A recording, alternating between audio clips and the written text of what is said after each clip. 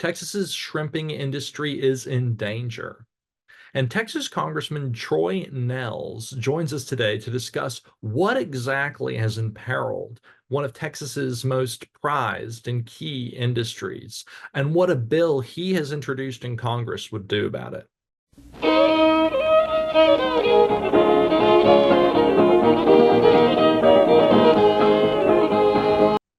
Congressman, thank you so much for joining us today. And before we start, I should disclose my bias.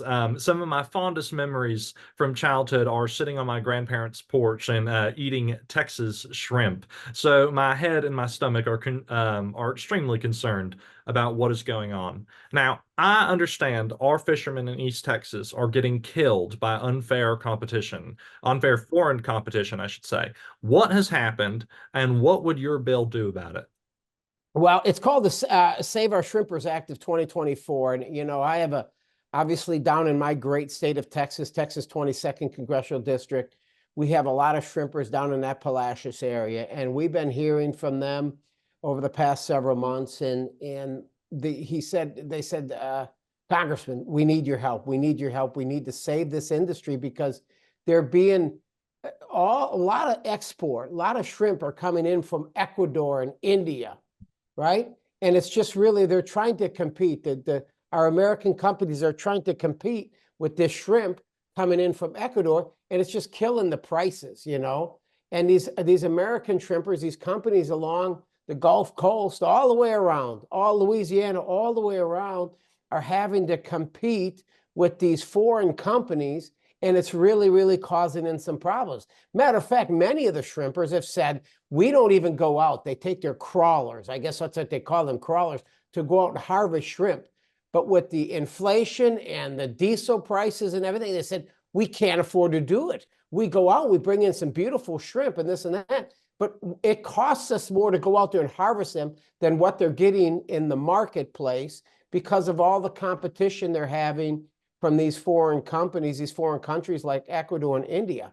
I said, well, what's the problem?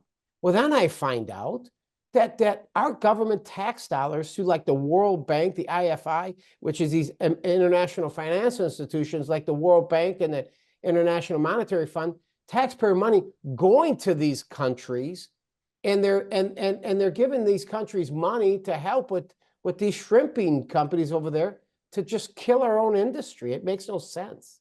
Makes no sense.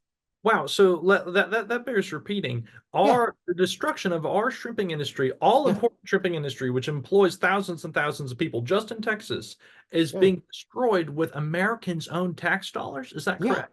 Yeah. So these financial institutions, international financial institutions, which we fund a lot, like the World Bank, a shrimping company in Ecuador can get money out of these international financial institutions for their own shrimpers, they can do this. And then that shrimp is coming over here. Now, I'd like to see, child labor, all these other stuff. And, they're just not doing it like we do it. I don't think the product that is coming over is as safe as the products that we have here. We got a lot more regulation than some of them do over there. But then that shrimp is coming over here by the tons. Now, we have to import shrimp. The shrimpers have said, Troy, the American people love their shrimp. I love the shrimp. You love shrimp. We all love the shrimp, right? We have to import shrimp, but we're importing so much of it. It's obviously affecting the price here, and our American shrimpers are being squeezed to the point that they're going to lose their businesses. And many of these businesses are second, third, fourth generation. And there has to be some oversight here, and that's what we're asking. I mean, you've got the Treasury, and then the Treasury understands. I mean, there's laws in the code, U.S. code, and that says, so we got to get the GAO to have some accountability and say, hey, listen, if our money is being used in these foreign countries and they're creating their own shrimping companies over there, and then that shrimp is coming over here and it's affecting our American companies, we got to put a stop to it. But it's going to require the Treasury to go out there and look, because you shouldn't be doing that. Why should we be providing our own money, taxpayer money, to kill our own industry? It makes no sense, does it?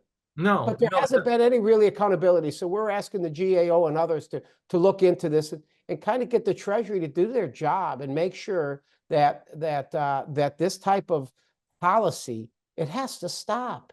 It's killing our industry here.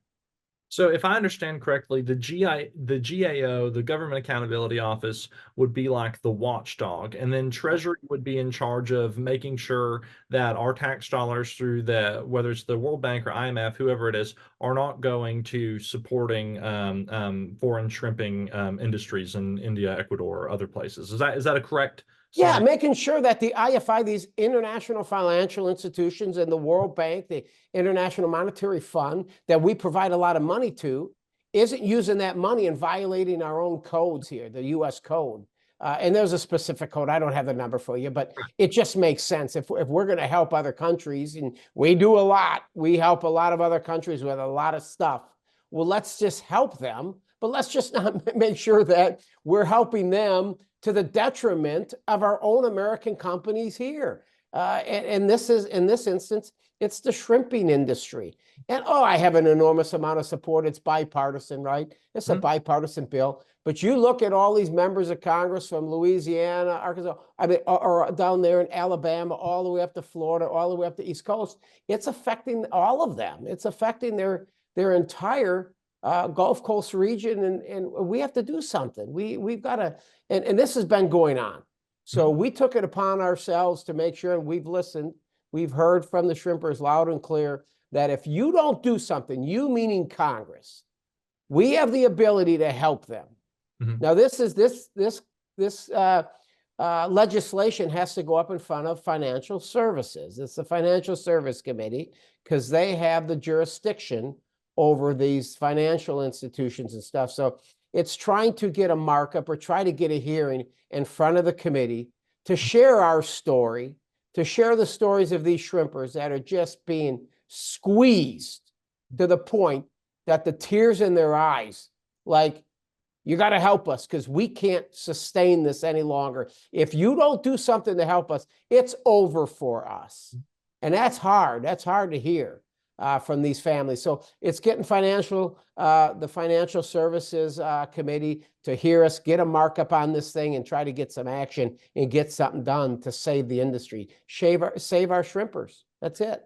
Now you say, part of it's getting Treasury to do something. Is this a unique issue in the Biden-Harris administration Treasury? There was a lot of talk last night in the debates about defending domestic industry. Here's an example. Is the Biden-Harris administration's Treasury being cooperative at all thus far, or has this been a perennial issue that has gone on from administrations? Give me a little of the background there. Well, I would love to answer that question, but I don't have the answer to that. If this was like a Biden Harris, or how long have these problems existed? All I do know is since I've been in Congress, they were brought to my attention by my shrimping industry down in my district in the great state of Texas, Texas 22nd district. We got a lot of shrimping down in a little community called Palacios, and Mhm. it's just killing them. And so they brought this, and all I want to do is try to find a solution to the problem. Mhm. Now, whoever created the problem, whether there has been a lack of oversight on some of these monies that we as taxpayers are sending to the World Bank or the International Monetary Fund, whenever these problems started, I really don't, quite honestly, care when they started. All I want to do is have a solution to the problem, and not point fingers. Let's just find a way to solve this, resolve it, and it should be able to be resolved, in my opinion, very quickly. How could we not resolve this very quickly? If we are hurting our shrimping industry here. I mean, it's a big industry. It affects a lot of shrimpers out there through the entire country, along the Gulf Coast, all the way up to the East Coast.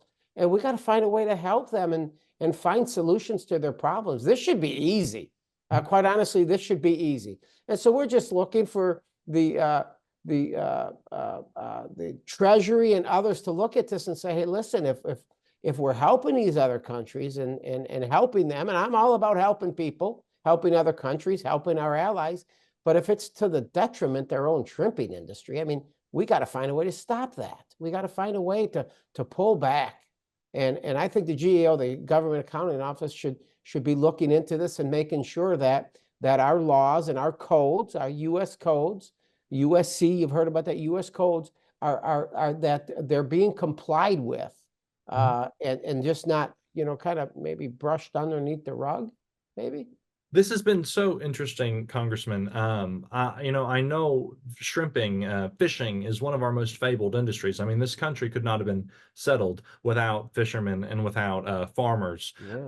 So I think a lot of the listeners, and when the print version of this comes out, a lot of the readers will feel strongly about this. Now, if you're inland like I am, and maybe your congressman doesn't know about this bill or hasn't made a decision to support it yet, how might a listener or reader encourage them to support you and to support this effort? Well, we filed the bill already here. We filed it back in April already, and listen, I'm not on financial services. I think they're good people. They're great guys. If you're not on that committee, you got to get the information out and make sure that the chairman of the committee or the subcommittee gets the attention, and get this in what we call a markup, meaning we got to get it in front of the committee and talk about it.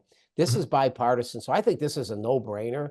I think if the members of the committee, if this had an opportunity, let's just say, to get this in front of that committee, I think it passes overwhelmingly. And I think we could get it over to the Senate.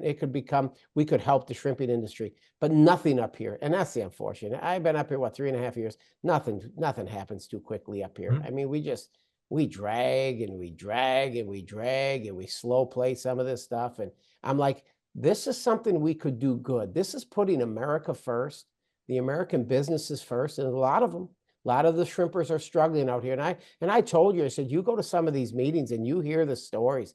I mean, you may be destroying third, fourth, fifth generation shrimpers, and they can't do it. The inflation, the price of diesel fuel, all of it. And they said, Troy, we have to lay people off because we're not even sending out the boats. We can't even harvest. And that's going to irritate the hell out of me, quite honestly, because when I go get my Mexican food, I like about 4 nice big bacon wrapped shrimp. Put that little Just 4? jalapeno. Why stop at 4? And a little, well, I'm trying to cut back. My cardiologist said, Troy, you get too much chunks of butter stuck up in here. You got to be careful. Be careful. So I love the butter and the bacon wrapped shrimp, and I think the people love shrimp. And the shrimpers have said, hey, listen, we don't have enough shrimpers here for the consumers. A lot of people love shrimp. And so we import shrimp, but we can't do the point where we're importing so much shrimp at such lower prices because they don't have the regulation over there. And I'm concerned about the safety too of the shrimp. I mean, are we making sure that the shrimp that are coming over here, we're making sure that there's not too many toxins, and who's harvesting the shrimp over there? I hope it's not child labor type issues, all that other stuff. So we got to look at all of it. But so we need to import shrimp. The shrimpers know that, but not to the detriment of our own industry. Now, in closing, Congressman, this has been such a fascinating conversation. Tell me a little bit about that tie. Does that say Trump on it? Is that Well, yes, it says Trump on it. It's a wow, Trump where'd tie. you get that? I tell you what, I have all sorts of Trump ties. I only wear Trump ties. I've had a Trump tie on, I bet, for the last how many months. I've always had a Trump tie on. Listen, he's the only guy that can save our country. He is. He's the only guy. He's only been the guy. He's the only guy that can save our country. Everybody's talking about this debate last night. I watched the debate. Listen, it was 3 against 1. I mean, I thought the moderators, I mean, you're going on ABC, so what do you think you're going to get? And so I thought, David, come on, David, you're supposed to be this, the real professional and try to keep the bias out of it, but they didn't. And it started right from the beginning. Project 2025. Lindsey or David should have said, no, Kamala, stop this now, because Donald Trump has said several times that he's had nothing to do with Project 2025. So why do you keep lying, Kamala? She lied. They don't fact check. It's just, but I tell you, the American people, I know we're segueing into this election, but the American people are smart enough to see Kamala Harris. She can't be trusted. She's a flip-flopper. She's not too bright. She has a limited bandwidth. She really, really does. And under Donald Trump's 4 years, baby, everything was on cruise control. We were safe. We had a secure border. We didn't have a crisis on every corner, not only in the United States, but across the globe. I mean, I think the American people are going to want that back. They're going to want it back. Congressman Troy Nehls, thank you so much for joining us today. Thank you. God bless you and all your viewers, your listeners. God bless.